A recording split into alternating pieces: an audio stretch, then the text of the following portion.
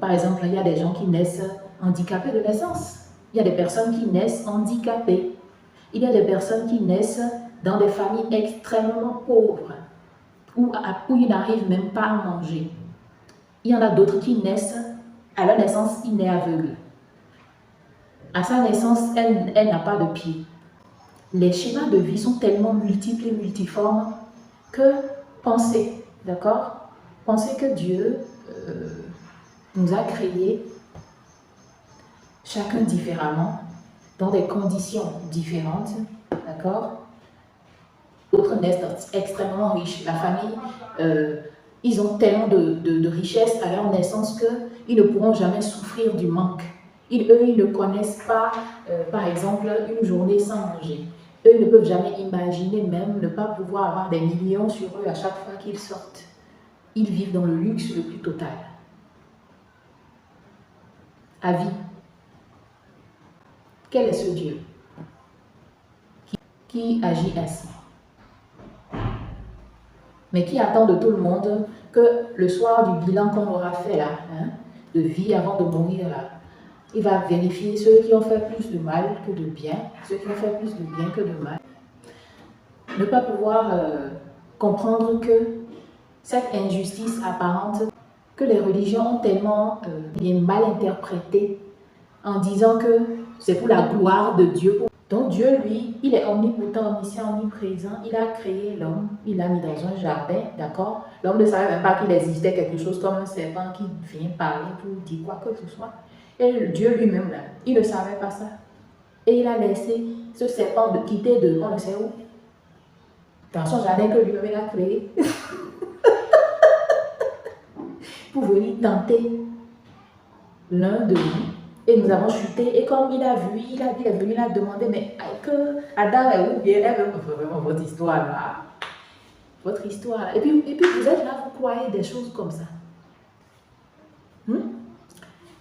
Au lieu de comprendre en réalité que Dieu n'est pas injuste. L'injustice apparente que vous voyez, en fait, ce n'est pas lui, c'est vous-même. Mais parce que vous oubliez que vous êtes absolument responsable de tout ce que vous faites et que ce que vous faites crée encore un karma, que vous êtes obligé de revenir éponger sous une autre forme, dans une autre famille, avec un autre nom, avec d'autres situations. Mais vous ne savez pas, vous n'êtes pas éveillé parce que lorsque vous êtes arrivé à un niveau où vous avez tellement chuté dans la matière que vous avez oublié que vous êtes plus que ça, plus que le corps. Et que vous êtes une âme éternelle, immortelle. Et justement, Dieu, dans ses manifestations, a instauré des lois pour que toute sa création puisse subsister dans l'équilibre. Mais c'est normal. Donc, quand tu fais, tu dois recevoir le retour. Tout ce que tu fais, c'est pour ça que même quand tu fais aussi le bien, tu le reçois. C'est automatique. Quand ce n'est pas automatique, même si c'est prolongé dans le temps, ça vient.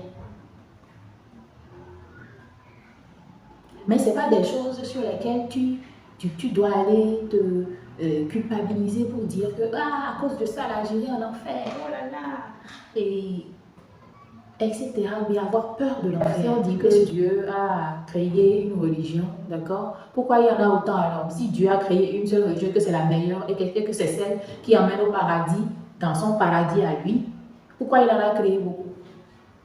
Comprenez alors que Dieu n'a pas créé de religion. C'est l'homme qui a créé les religions et qui a dit que Dieu a dit de faire ça comme ça. Dieu lui-même n'est jamais descendu pour dire je crée une religion.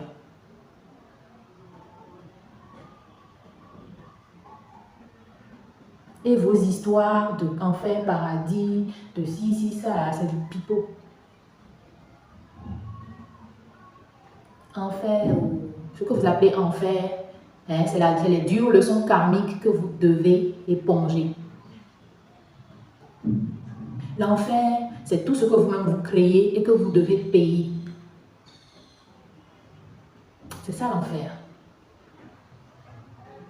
Et vous le payez, et vous allez le payer soit au jour le jour, soit dans 10 ans, 20 ans, 30 ans, soit pas dans cette vie, mais dans la prochaine. Mais en ce moment, vous oubliez que c'est ce que vous aviez fait dans l'autre vie là qui vous a suivi. Vous ne savez plus. Non, vous ne pouvez pas savoir, à moins que le conditionnement religieux dans lequel vous avez baigné de génération en génération puisse vous laisser un peu le temps de vous souvenir que vous n'êtes pas le corps et que ce que vous croyez être n'est en réalité qu'une distorsion de ce qui est réel. Alors là, vous vous perdez et de perte en perte, c'est vous-même qui créez votre propre enfer. La vérité, la réalité dépasse ces dogmes qu'on vous a enseignés dans les religions. La spiritualité n'a rien à voir avec les religions. La spiritualité vous dit comment les choses sont en réalité. La terre sur laquelle nous sommes ici, nos yeux ne voient même pas le cinquième du spectre, d'accord, du champ électromagnétique ou bien comment on va l'appeler. Nos yeux ne peuvent pas voir certaines choses. Pourtant, nous sommes sur cette terre, nous pensons que c'est nous qui sommes uniquement là, mais il y a différents mondes dans ce monde. Il y a différentes dimensions. Il y a différents plans d'existence. Il y a différentes créations divines qui coexistent avec nous, mais qui ne sont pas là par hasard, mais qui sont aussi bien des enfants et chéris de la création que nous, et qui ne vont pas disparaître, et qui sont là également pour une mission. Et parfois, quand nous ne comprenons pas certaines choses, et quand nous ne voulons pas, nous nous laissons trop égarer dans nos conceptions basiques des choses, lorsque nous nous laissons aveugler, ces forces-là sont là, en fait, elles jouent le rôle de recadrage, de police, de barrière. Et elles sont aussi bien nécessaires au bon fonctionnement de la vie, d'accord, que les forces dites, bonnes, bien, bénéfiques, etc. Nous coexistons sur différents plans d'existence. Et tous ces êtres-là, parmi ces êtres, justement, il y a des êtres bénéfiques, il y a des êtres maléfiques, il y a des êtres à la polarité, voilà, plus spirituelle, plus élevée, et d'autres qui vivent dans des plans, dans des mondes vibratoirement plus bas. Tout ce qui existe pour créer l'harmonie. Nous devons le comprendre. Il est important pour nous de dépasser ces notions de bien, mal, enfer, paradis, pour reprendre notre manteau d'être divin, créé à l'image et à la ressemblance spirituelle. Sur le plan, quand je dis spirituel, en fait, comprenez la plupart du temps relatif au monde de l'esprit, dans son sens le plus terre à terre. Là, je ne fais pas de catégorisation âme-esprit, non. Je parle sur le plan spirituel, c'est-à-dire sur le plan purement énergétique et vibratoire. Nous devons reprendre ce manteau d'être divin qui avons maintenant le discernement, la connaissance et le discernement, afin de pouvoir choisir autant qu'il est possible le bon côté. Quand je dis le bon côté, d'agir en tant que créateur et non plus destructeur. D'agir beaucoup plus en tant que créateur que destructeur en réalité. Et c'est lorsque nous faisons prédominer le bon que nous créons à l'instar de Dieu qui est notre... nous sommes les miroirs de Dieu en réalité.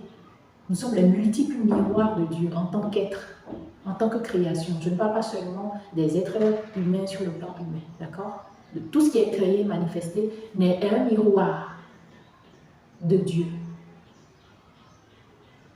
dans ses multiples facettes, toutes nécessaires à la création et à la vie, dans toute sa diversité.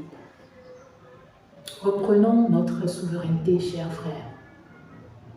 Et ne soyons plus des aliénés au système de pensée, au dogme qui nous asservissent et qui nous maintiennent dans la culpabilité, dans la peur permanente. Nous devenons des esclaves et nous perdons de plus en plus notre capacité à développer une spiritualité élevée. Nous perdons notre clairvoyance, nous perdons nos dons, nous perdons nos aptitudes à manifester la grandeur de Dieu que nous sommes également. Nous avons été créés ou plutôt nous avons émané de Dieu en tant que pure ressemblance de Dieu. C'est juste que nous sommes à petite échelle. Il est temps que nous dépassions ces notions et que nous sachions maintenir l'équilibre. C'est très important. Et c'est ce à quoi je vous exhorte, chers frères. Et je vais terminer cette capsule en vous rappelant, si c'est la première fois que vous tombez sur ma vidéo et que vous n'êtes pas encore abonné, je vous rappelle de vous abonner, d'accord, de liker cette vidéo, de laisser un commentaire. En vous abonnant, activez la cloche de notification, c'est très important. Ça va vous permettre d'être notifié dès que je publie une nouvelle vidéo. Et pour petit rappel, les vidéos, c'est tous les jeudis à 14h, d'accord, UTC plus 1. Et voilà, à très bientôt.